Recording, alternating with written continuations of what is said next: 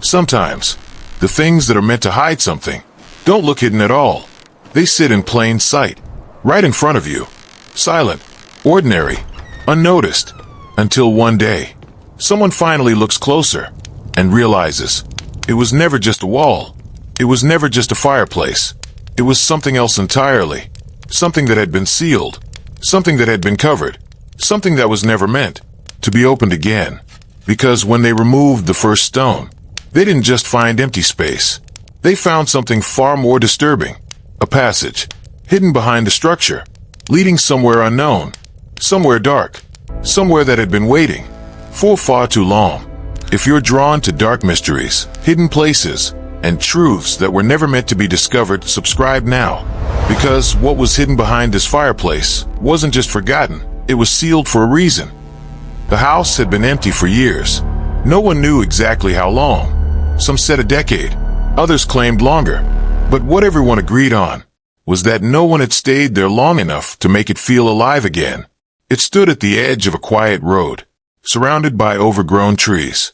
Its windows dusty, its walls aged, but still standing, still intact, as if it had been waiting. Not abandoned, not destroyed, just paused, like something unfinished, something left behind without explanation. The kind of place people notice, but don't approach. Because there's a difference between curiosity and instinct. And sometimes instinct says, stay away. But not everyone listens to instinct. The new owners didn't. To them, it was just a house. Old, worn, but full of potential. A place to rebuild, to restore, to turn something forgotten into something livable again. They didn't know its history. They didn't ask. Because sometimes, not knowing feels safer. But safety doesn't come from ignorance. It comes from understanding. And this house was not something that could be understood easily. The first few days were normal. Cleaning, rearranging, removing dust, opening windows, letting light in, trying to bring life back into a space that had been without it for too long. But there was one room that didn't change, no matter what they did. The living room. And at the center of it, the fireplace. It looked ordinary at first glance. Stone-built, old-fashioned, the kind you would expect in a house like this. But something about it didn't feel right. Not immediately obvious. Not something you could point at and explain. Just a feeling. A quiet detail. That didn't belong. The father noticed it first. Not because he was looking for something unusual, but because he wasn't. He was simply observing, letting his eyes move naturally across the room, and then stop. At the fireplace, it wasn't the size, or the shape, or the design. It was something else. Something smaller. Something subtle. There were no burn marks. No soot. No ash. Nothing. For a fireplace that looked this old, that made no sense. Because even in used fireplaces carry signs. Dust. Residue. Time leaves marks. Always. But this one looked untouched. Too clean. Too preserved. As if it had never been used. Or worse, as if it had been sealed. Deliberately, the father stepped closer, ran his hand across the stone. Cold, smooth, unnaturally smooth. Because stone like this shouldn't feel perfect. Not after years, not after time. But this did. He leaned in slightly, looking deeper into the opening, expecting to see darkness, ash, something, anything. But instead, he felt it. A faint movement of air. Cold. Subtle. Coming from inside. That wasn't possible. Fireplaces don't pull air inward like that. Not unless they're connected to something. Something open. Something hollow. Something hidden. He stepped back slowly. Not out of fear, but out of uncertainty. Because now, the fireplace wasn't just a feature. It was a question. And questions have a way of growing. The mother noticed it next. Not the air. Not the structure, but the silence around it. She would sit in the room sometimes, alone, reading, thinking, and without realizing it, her attention would drift toward the fireplace. Not because she wanted to look at it, but because something about it drew her focus, held it, as if the space itself wasn't empty, as if something inside was present, watching, waiting. The child reacted differently. Because children don't ignore feelings. They respond to them. Immediately. Naturally. "I don't like that thing," the child said one afternoon, pointing toward the fireplace. The parents paused. Because children don't say things like that without reason. "What do you mean?" the mother asked. The child hesitated, trying to explain something that didn't have clear words. "It feels wrong," they said softly. And that was enough. Because sometimes, the simplest descriptions are the most accurate. The days passed. The house slowly changed. Dust disappeared. Light filled the rooms. Life returned. But the fireplace remained the same. Unchanged. Unused. Unexplained. It became something they noticed, but didn't talk about. Because talking about it would mean acknowledging it. And acknowledging it would mean asking questions. And asking questions would lead to answers. Answers they weren't sure they wanted.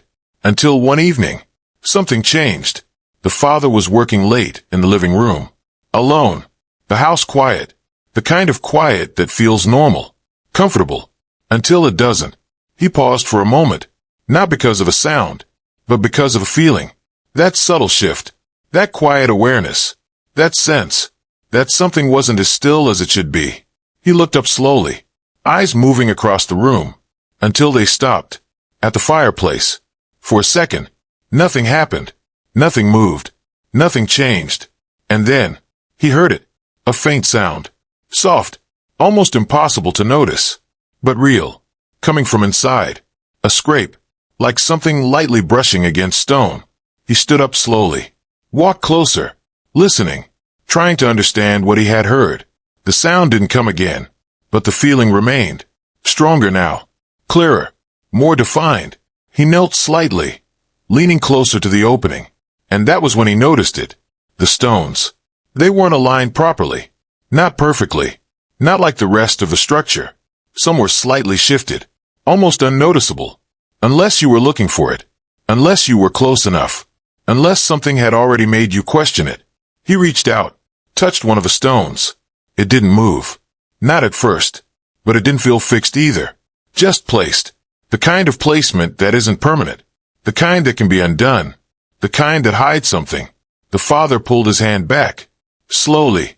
Because now, the question had changed. This wasn't about whether something was wrong. It was about what was behind it. The mother entered the room quietly. "Is everything okay?" she asked. The father didn't answer immediately. His eyes still fixed on the fireplace. Because in that moment, he had already made a decision. A simple one. But one that would change everything. "We need to open it," he said. The words felt heavier than they should have. Because they weren't just about the fireplace. They were about something else. Something deeper. Something unknown. The child stood at the doorway. Watching. Silent. Because instinct had already told them something. Something the others were just beginning to understand. The room felt different now. Tense. Focused. As if the house itself was aware. Aware of what was about to happen. Aware that something hidden was about to be revealed. The father stepped closer again, raised his hand, placed it firmly against one of the stones, and for the first time, applied pressure.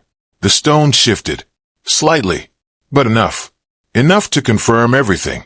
Enough to remove all doubt. The mother took a step back. The child didn't move. And the father stood completely still. Because now, there was no question left. Only a decision. And decisions like this don't come without consequences. Because once the first stone is removed, there's no going back. No undoing it. No pretending it was never there. And as the father slowly tightened his grip on the stone, preparing to pull it free, one final thought crossed his mind. A question. Simple, but terrifying. If this fireplace was sealed, then what was it trying to hide? The decision, once made, could not be undone. There are moments in life where everything pauses, where time slows just enough for you to realize that what you are about to do will change everything. This was one of those moments. The father stood in front of the fireplace, hand pressed against the stone, feeling its surface, its weight, its resistance, because what he was touching wasn't just part of a structure. It was part of something hidden, something that had been placed there for a reason. The mother remained a few steps behind, silent, watching, not stopping him, but not fully accepting what was about to happen either, because deep down, she felt it too. That quiet warning, that subtle instinct, that said, some things are better left untouched. But curiosity is louder than instinct, and curiosity had already taken over. The child stood near the doorway, not moving, not speaking, just watching, because sometimes the ones who understand the least feel the most. And right now, the room felt wrong, heavy, as if the air itself was holding its breath, waiting. The father tightened his grip and slowly pulled. The stone didn't come out immediately. It resisted, not strongly, but enough to feel deliberate, as if it had been placed carefully, not cemented, not permanently fixed, just held in position. The kind of placement that suggests intention, that suggests someone wanted it to be removable, but not easily. The father adjusted his stance, pulled again, this time harder, and then, a shift, small, but undeniable. The stone moved, just enough to break the illusion, just enough to reveal that it wasn't part of the original structure. The mother inhaled sharply. The child leaned forward slightly, because now there was no turning back. The father slowly worked the stone loose, carefully, deliberately, until finally it came free. He held it in his hands for a moment, examining it, because something about it felt wrong, not in appearance, but in purpose. This wasn't just a building material. It was a cover, a barrier, a piece of something that had been constructed to hide something else. He set it aside, slowly, and for the first time, there was a gap. Small, dark, narrow, but real. The father leaned closer, peering into the opening, expecting to see dirt, debris, solid backing. But instead, he saw nothing. Not emptiness in the usual sense, but depth, a space, behind a fireplace. The air that came through the gap was immediate, cold, sharper than before, more defined, as if something beyond the wall was breathing. The father stepped back slightly, because this wasn't normal. Fireplaces don't have hollow spaces like this, not without structure, not without purpose. And this had neither. This was something else, something hidden. The mother moved closer now, carefully, as if approaching something fragile, something unpredictable. "What is it?" she asked quietly. The father didn't answer right away, because he didn't know. Not yet, but he knew one thing. "This isn't a fireplace," he said, and that changed everything, because now, they weren't dealing with a feature of the house. They were dealing with something that had been built to disguise something else. The child took a step forward, eyes fixed on the opening. "What's inside?" they asked. And again, there was no answer, because the truth wasn't visible yet. It was just beyond reach, just beyond understanding. And that's what made it dangerous. The father looked at the remaining stones, carefully arranged, layered, blocking the space behind them, each one placed deliberately, each one hiding more of whatever lay beyond. He reached for the next stone, paused, just for a second, because now, the situation had changed. This was no longer curiosity. This was discovery. And discovery always comes with consequences.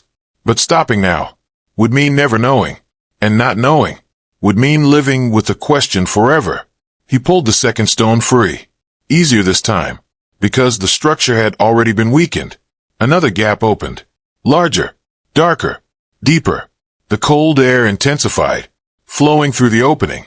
Not randomly, but steadily, as if something inside was connected to a larger space. A passage, a tunnel, something beyond the wall. The mother stepped back again, instinct taking over. "This doesn't feel right," she said, but her voice was quieter now, less certain, because part of her needed to see what was behind it. The father didn't stop.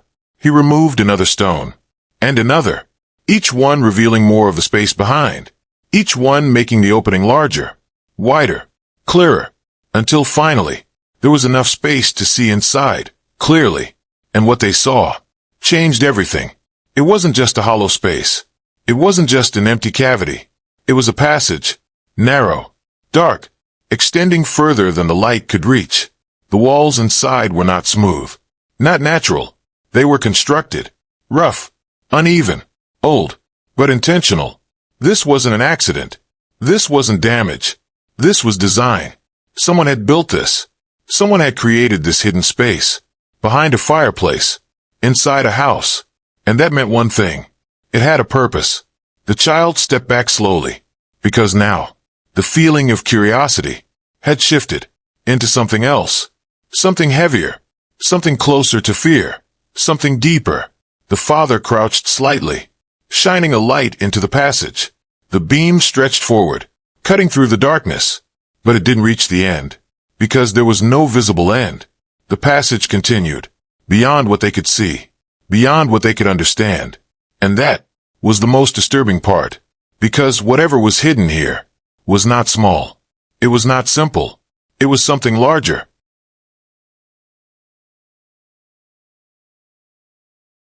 Something that had been sealed, not just with stones, but with intention. The mother looked at the opening, then at the father, then back at the darkness inside. What if it leads somewhere? She whispered. But the real question wasn't where it led. The real question was why it existed at all. The father slowly leaned closer, listening, waiting, because after everything, after the feeling, after the air, after the discovery, there should have been something else. A sound, a movement, something. But there was nothing. Only silence. Deep, heavy, unnatural. And sometimes, silence is worse than noise. Because silence can mean anything. The father reached his hand toward the opening, not entering it, not fully, just close enough to feel, to sense, to understand. And that was when he noticed it. A faint mark on the inner wall, barely visible, scratched into the surface. Not random, not accidental, deliberate. A line, then another, then another. The kind of marks that count something. Time, days, moments, waiting. The father pulled his hand back instantly, because now, the passage wasn't just a structure. It was evidence of someone, of something that had been there, inside, hidden. For how long? No one knew. The child looked up slowly, eyes wide now, because instinct had finally caught up with reality. Someone made that, they said quietly. And this time, no one disagreed, because the truth was becoming clear. This wasn't just a hidden passage. This was a place, a space, a part of the house that wasn't meant to be found. And yet, they had found it. The father stood up slowly, stepping back from the fireplace, from the opening, from the darkness, because now, there was only one question left, and it was far more important than anything before. Should they go inside? The mother shook her head slightly, not fully refusing, but not agreeing either, because the answer wasn't simple. The child remained silent, because some questions don't need words. They need decisions, and decisions have consequences.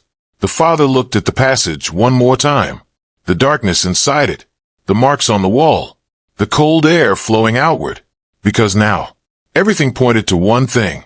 This place had been used. This place had been occupied. This place had a story. And that story was waiting. Waiting to be discovered. Waiting to be understood.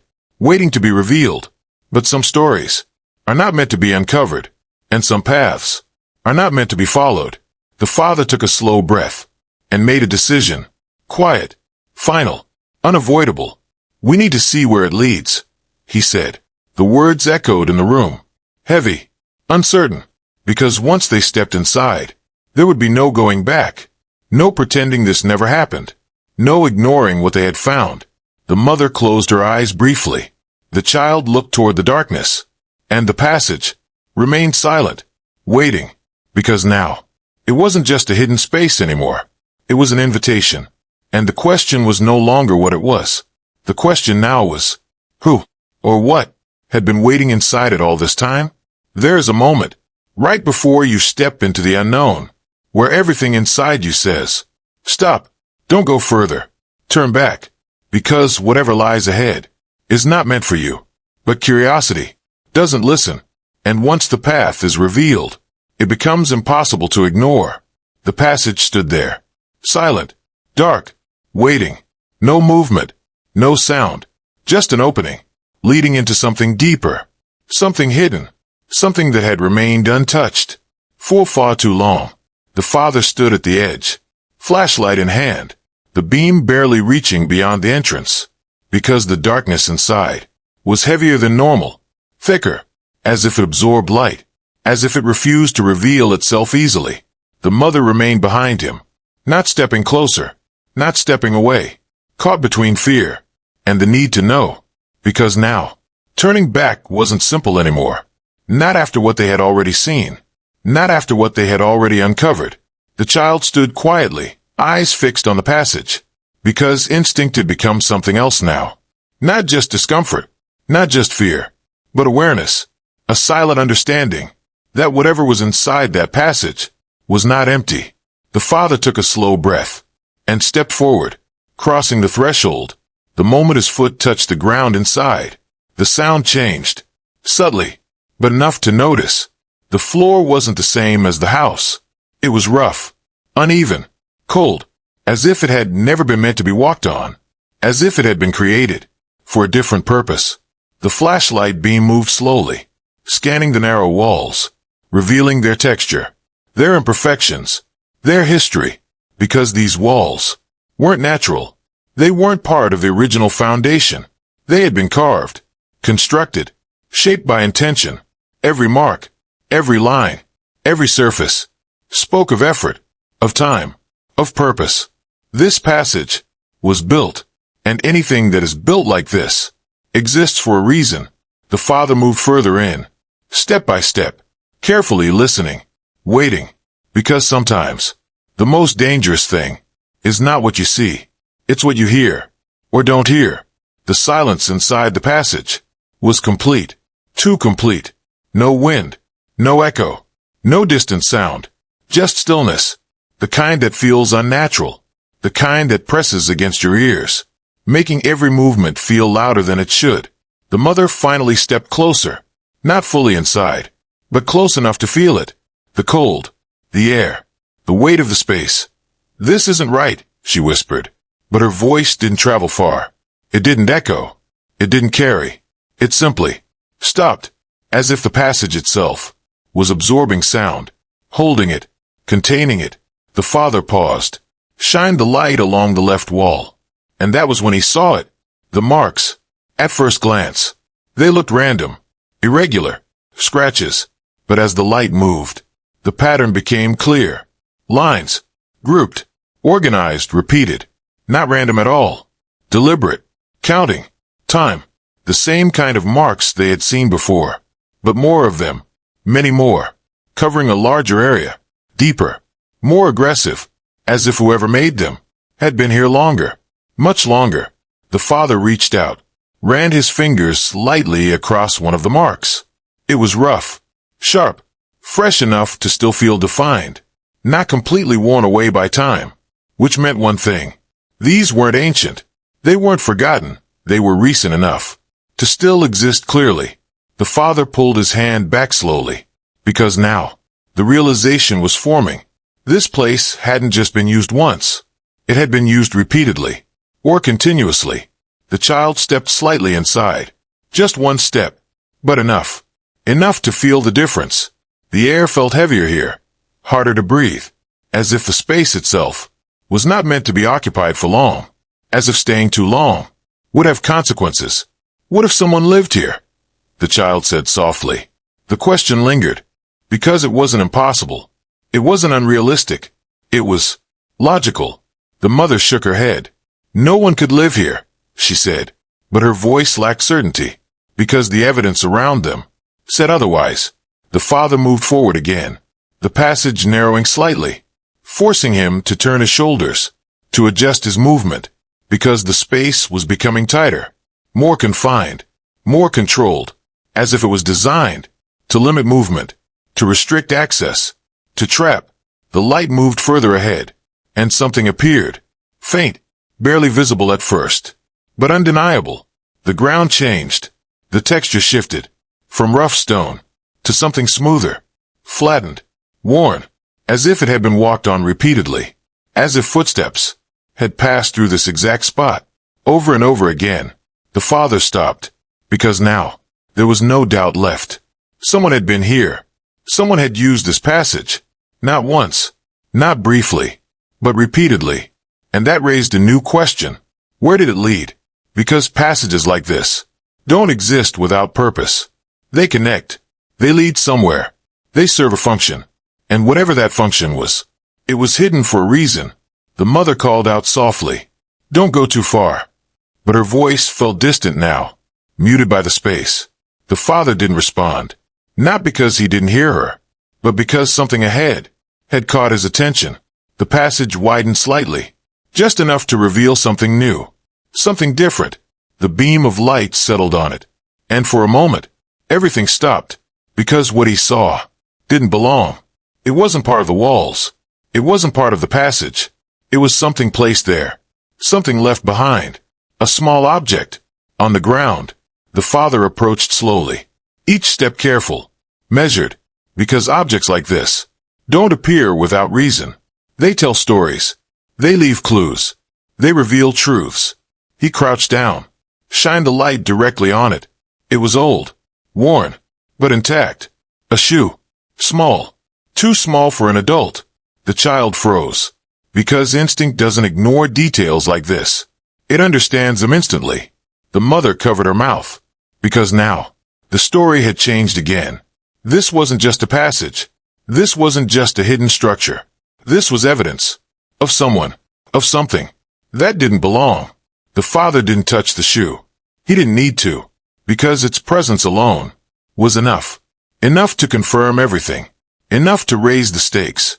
Enough to turn curiosity into fear. Real fear. The kind that doesn't fade. The kind that stays. The father stood up slowly. Light still fixed ahead. Because now, the passage was no longer just a path. It was a trail. A story unfolding step by step. And that story was getting darker. With every inch, the silence returned. Heavier than before. Because now, it wasn't just empty silence. It was filled with meaning. With implication. With truth. And then, from further ahead, deeper in the passage, beyond what the light could reach, a sound. Soft. Faint. Almost impossible to hear. But real. A scrape. Followed by stillness. The father froze. The mother didn't breathe. The child stepped back. Because this time, it wasn't imagination. It wasn't assumption. It was something else. Something real. Something present. The sound came again. Slightly clearer. Slightly closer. And in that moment, everything changed. Because now, there was only one possibility left. They were not alone. The father slowly raised the light, pointing it deeper into the darkness. But the beam didn't reveal anything. Not yet. Just more passage. More shadow. More unknown. But the feeling, the undeniable feeling, was there. Strong. Unavoidable. Something was ahead. Something that had heard them. Something that knew. They were there. The question was no longer what this place was. The question was no longer who had used it. The question now was far more dangerous. If something was still inside that passage, then what was it doing there right now? The sound was real. There was no denying it anymore. Not after everything they had seen. Not after the passage. The scratches. The shoe. And now, the movement. Something was inside. Not something that had been there. Something that still was. The father didn't step back. Not immediately. Because fear doesn't always push you away. Sometimes, it pulls you closer. Closer to the truth. Closer to the answer. Even when you know, you might not survive it. The flashlight trembled slightly in his hand. The beam cutting through the darkness ahead. Trying to reach whatever had made that sound. But the passage refused to reveal it. The light moved slowly. Carefully. Scanning every inch. Every shadow. Every corner. But nothing moved. Nothing appeared. Only silence. Again. That same heavy silence. As if the sound had never happened. As if it had been imagined. But it hadn't. Because all three of them felt it. The shift. The presence. The awareness. The mother whispered from behind. Come back. Her voice barely holding together. Because now, this wasn't curiosity anymore. This was danger. The kind that doesn't announce itself clearly. the kind that waits. The father took one more step forward, slow, controlled, because stopping now would mean leaving without answers. And after everything, that wasn't possible. Not anymore. The passage widened slightly ahead, just enough to form a small opening, a break in the narrow structure, a space that felt different, more open, more still, as if it marked something, an end, or a beginning. The father moved into it, the flashlight beam expanding across the area, and what it revealed was not what he expected. It wasn't empty. It wasn't abandoned. It wasn't forgotten. It was a room, hidden, sealed, and deliberately constructed. The walls were different here, smoother, stronger, reinforced, as if someone had made sure this space would remain intact. No matter what happened outside, the air was colder, heavier, almost suffocating, because it hadn't moved properly in years. Or maybe it had, just not in the way they understood. The father stepped fully inside, slowly turning, taking it all in, because every detail mattered now. Every sign, every mark, every object. And there were objects, scattered, not randomly, but not perfectly arranged either. Clothes, old, worn, faded with time. A small metal container, empty, or at least, it appeared empty, until you looked closer. And then, there was something else, something that didn't belong, something that changed everything. A mattress, thin, damaged, but still there, still positioned, still placed, as if it had been used. Repeatedly, the child gasped softly, because instinct understands things like this faster than logic. The mother stepped into the entrance of the room, and then stopped, completely, because now, there was no room for doubt. Someone had lived here, not passed through, not visited, lived, stayed, survived, in a space that wasn't meant to be seen, wasn't meant to be found, wasn't meant to exist. The father slowly approached the mattress, each step heavier than the last, because every step confirmed something worse, something deeper, something harder to accept. He crouched down slightly, shining the light over it, and that was when he saw it. The marks, not scratches, not lines, but impressions, repeated, worn into the surface, as if someone had laid there, over and over again, for a long time, too long. The father stood up quickly, because now, the truth wasn't just disturbing, it was unbearable. This wasn't just a hidden room. This was a place of confinement, a place of isolation, a place where someone had been kept, or had chosen to stay. And both possibilities were equally terrifying. The silence in the room shifted, subtly, but enough. Because once you realize a place has a history like this, you start to feel it, in the air, in the walls, in the stillness. The child stepped back slowly, because now, fear had taken over completely, pure, unfiltered, the kind that doesn't ask questions, the kind that demands distance. The mother shook her head. This isn't possible, she whispered. But it was. It was right there, in front of them, real, undeniable. And then, the father noticed something else. In the far corner of the room, partially hidden in shadow, something placed carefully, not thrown, not abandoned, placed, as if it had meaning, as if it had purpose. He approached it slowly, each step deliberate, because now, every discovery carried weight, every detail mattered. He knelt down, shined the light directly on it. A small wooden box, old, worn, but intact, the kind of object that holds something important, something preserved, something meant to be found. The father hesitated, just for a moment, because opening something like this isn't just an action, it's a decision, and decisions like this can't be undone. The mother didn't speak. The child didn't move, because all three of them understood. This was it, the truth. Whatever had happened here, whatever had been hidden, whatever had been sealed away, was about to be revealed. The father slowly opened the box.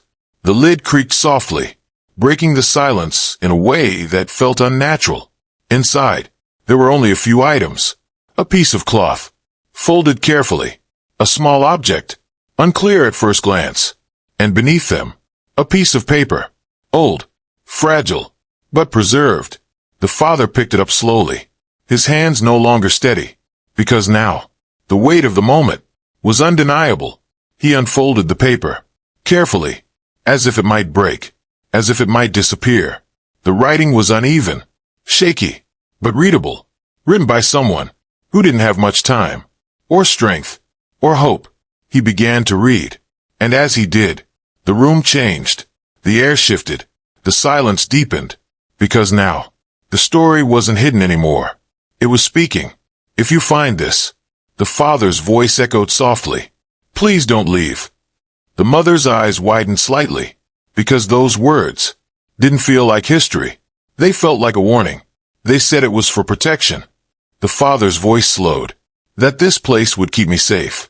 The child looked up, confused, because that didn't make sense. Safe from what? But the door never opened again. Silence filled the room. Heavy. Unbearable. I waited. The father's grip tightened. I counted. The scratches. The marks. Everything suddenly made sense. I tried to leave. The walls. The confined space. The design. It wasn't just hiding something. It was containing it. But it didn't want me to. The father stopped reading. Because those words changed everything. The mother whispered, "What do you mean it?" But there was no answer. Not yet. The father looked at the final line. The last sentence. The part that mattered most. He read it slowly. Carefully. Because he already felt it. The truth. Waiting. If you hear it, don't follow it. The words settled into the room. Heavy. Unavoidable. Because now, everything made sense. The passage. The scratches. The shoe. The room. The silence. The sound. It wasn't random. It wasn't coincidence. It was something else. Something deliberate. Something ongoing. And then, from behind them, from the passage they had just walked through, a sound. Clear. Sharp. Close. Knock. The three of them froze. Because this time, it wasn't distant. It wasn't faint. It was right there. Inside the passage. Behind them. The father slowly turned. Flashlight shaking now. Because for the first time, he wasn't searching for something. He was reacting to it. The beam pointed into the passage. But it didn't reveal anything. Only darkness. Only shadow. Only the unknown. But the sound came again. Closer. Louder. Knock. And in that moment, there was no doubt left. They weren't alone. The question was no longer what had been sealed inside. The question now was far more terrifying. If something was still inside that passage, then why did it only start making noise?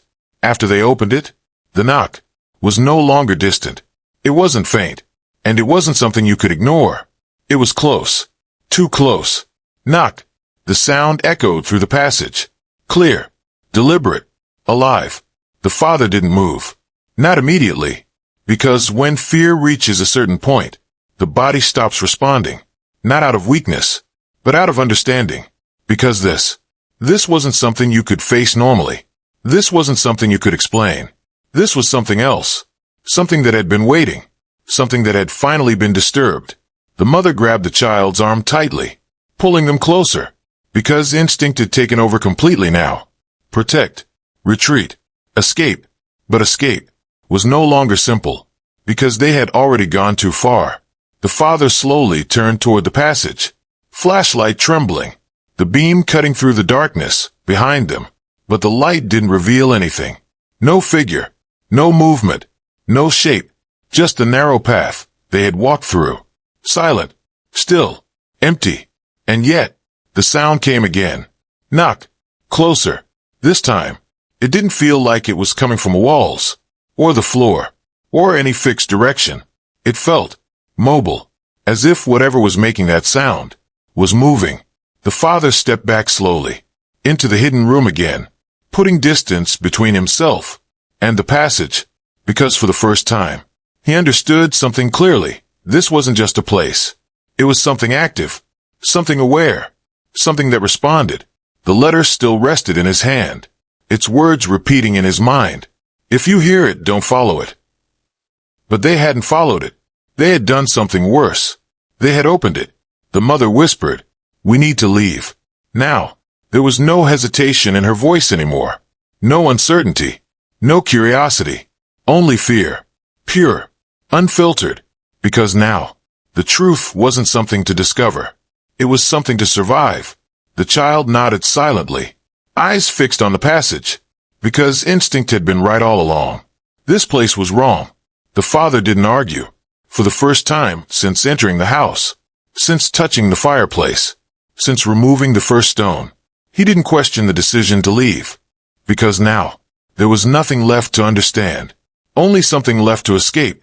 He took a step back. Then another, moving toward the exit of the hidden room. The passage ahead remained dark, still, but the feeling, the undeniable feeling, was that something inside it was no longer still. The knock didn't come again, and that silence was worse, because silence can mean waiting, and waiting means intention. The father turned off the flashlight for a moment, just for a second, to listen, to confirm, to understand. And in that darkness, something shifted. Not loud, not clear, but real. A movement. Subtle. Slow. Deliberate. The father turned the light back on instantly. Because now, there was no doubt left. Something was there. Something that didn't belong. Something that had been hidden.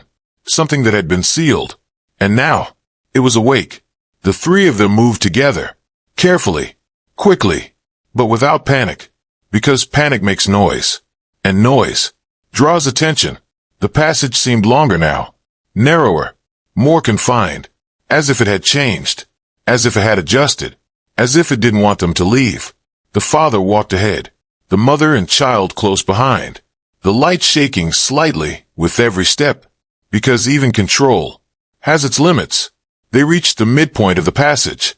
The place where the shoe had been found. But something was different. The shoe was gone. The father stopped instantly. The mother froze. The child didn't speak.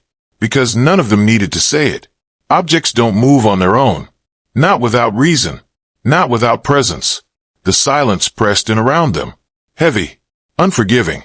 Because now, the evidence was undeniable. They weren't alone. They had never been alone. The father forced himself forward again. Faster now. Because hesitation was no longer safe. The exit of the passage came into view. The broken fireplace. The opening. The way out. So close. So visible. So possible. The mother reached for it first. Stepping through into the living room. The child followed. And then the father. The moment he stepped out, he turned. Instinctively. Shining the light back into the passage. Because something inside him needed to see. Needed to confirm. Needed to understand what they were leaving behind. The passage looked the same. Dark. Silent. Empty. But something felt different. Something had changed. The air. The stillness. The space itself. As if the moment they stepped out, something inside had stepped closer. The father quickly grabbed the loose stones. One by one. Without speaking. Without explaining. Because now, the decision was clear. This had to be sealed again. Not explored. Not understood. Sealed. Closed. Hidden. Forgotten. The mother helped. The child watched. Silent. Because some moments don't need explanation. They need action. The stones were placed back. Not perfectly. Not carefully. But urgently. As fast as possible. Because the goal wasn't restoration. It was protection. The final stone slid into place. The opening gone. The passage hidden again. The fireplace returned to what it looked like before. Ordinary. Silent. Unnoticed. But now, they knew the truth. And knowing the truth changes everything. The father stepped back slowly, breathing uneven, because even though the passage was sealed, the feeling hadn't disappeared. It was still there. In the room. In the air. In the silence. The house felt different now. Not empty. Not calm. But occupied. Not physically. But something else. Something harder to explain. The mother looked around at as if expecting something to move. To appear. To reveal itself. But nothing did. The child stood still. Eyes fixed on the fireplace. Because instinct doesn't forget. And instinct was still saying the same thing. This isn't over. That night, no one slept. The house remained silent. Too silent. Every small sound amplified. Every shadow stretched. Every second. Longer than it should have been. The fireplace remained still. No movement, no sound, no knocking. And that silence was the most disturbing part, because after everything, there should have been something. A sound, a sign, a confirmation. But there was nothing. And sometimes, nothing is worse than something, because nothing means waiting. The morning came slowly. Light filled the house, bringing normalcy, calm, logic. But some things don't disappear in daylight. Some things stay hidden, quiet, patient. The family left the house that day. Not permanently, not officially, but they didn't return. Not after what they had seen, not after what they had heard. The house remained standing, just like before. Quiet, unnoticed, ordinary. The fireplace, untouched, unused, unquestioned. But something had changed. Not in the house, but in what it contained. Because now, the seal had been broken once. The passage had been opened. The silence had been disturbed. And whatever was inside had responded. The final truth wasn't in the room, or the passage, or the letter. The final truth was something else. Something far more unsettling. Whatever had been sealed behind that fireplace was not trying to escape. It was waiting. Waiting for someone to open it. Waiting for someone to listen. Waiting for someone to let it know. It wasn't alone anymore. And now, after everything, after the discovery, after the fear, after the silence, there is only one question left. If it was waiting all this time, then what will it do now that it's been found? Some structures are not built to be seen. They are built to be ignored, to blend in, to look ordinary, so ordinary that no one ever questions them. The fireplace was one of those things. A simple part of the house. A detail no one would think twice about. Something that existed, without purpose, without attention, without suspicion, until someone decided to look closer. And in doing so, they didn't just uncover stone. They uncovered intention. Because nothing about that fireplace was accidental. Not the placement, not the structure, and certainly not what was hidden behind it. The passage was not a mistake. It was not damage. It was not something forgotten over time. It was designed, carefully, deliberately, built with purpose, layer by layer, stone by stone, to hide something, to seal something, to keep something contained. And that raises a question, not what was hidden, but why it needed to be hidden so carefully. The scratches on the walls told one part of the story. The shoe told another. The room revealed something deeper. A presence. A history. A reality that could not be ignored. Someone had been there trapped. Waiting. Counting time in a place that was never meant to be found. But the letter changed everything. Because it didn't just describe isolation. It described awareness. It described something else. Something beyond the walls. Something that wasn't human. Something that wasn't passive. Something that responded. The words were clear. If you hear it, don't follow it. A warning. Not about the place,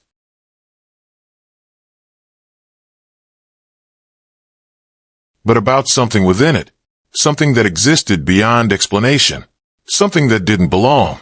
And yet, it was there. Still, after all that time. Still waiting.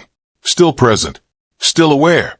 Because the most disturbing part of the story is not that someone was trapped. It's that something else was there with them. Something that didn't leave. Something that didn't disappear. Something that stayed. Long after everything else ended. The knocking was never random. It wasn't a sound of desperation. It wasn't a cry for help. It was something else. Measured. Controlled. Intentional. As if it wasn't asking to be saved, but announcing its presence. Letting them know that was still there. And that it knew. They had found it. The family made the only decision they could. They sealed it again. Closed the passage. Covered the truth. Not out of ignorance, but out of understanding. Because some discoveries are not meant to be explored further. Some doors are not meant to be opened twice. And some things are not meant to be set free. The house still stands. Quiet. Still. Unchanged. The fireplace remains in place. Looking exactly as it did before. Ordinary. Harmless. Forgettable. But it isn't. Not anymore. Because now, it holds a story. A truth. A secret that has already been disturbed once. And secrets like that don't stay silent forever. The passage still exists.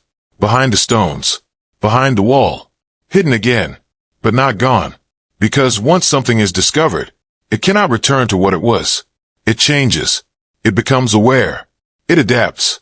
And whatever was inside that passage has already shown one thing. It responds. The final question isn't about the past. It's not about who was trapped or why it happened. Those answers don't change anything anymore. The final question is about the present, about what exists now, about what remains, because whatever was inside that passage is still there, still waiting, still listening. And now, it knows something it didn't know before. It knows someone is out there, someone who heard it, someone who opened the way, someone who proved that the silence could be broken. And when something like that learns that it is no longer alone, it changes, it evolves, it waits differently. The house remains quiet, but silence doesn't always mean absence.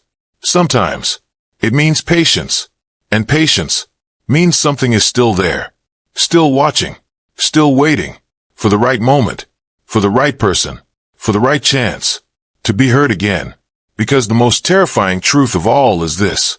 They didn't just discover the passage. They didn't just uncover the secret. They didn't just open something hidden. They announced themselves. And now, whatever is behind that fireplace is no longer waiting to be found. It's waiting for someone to come back,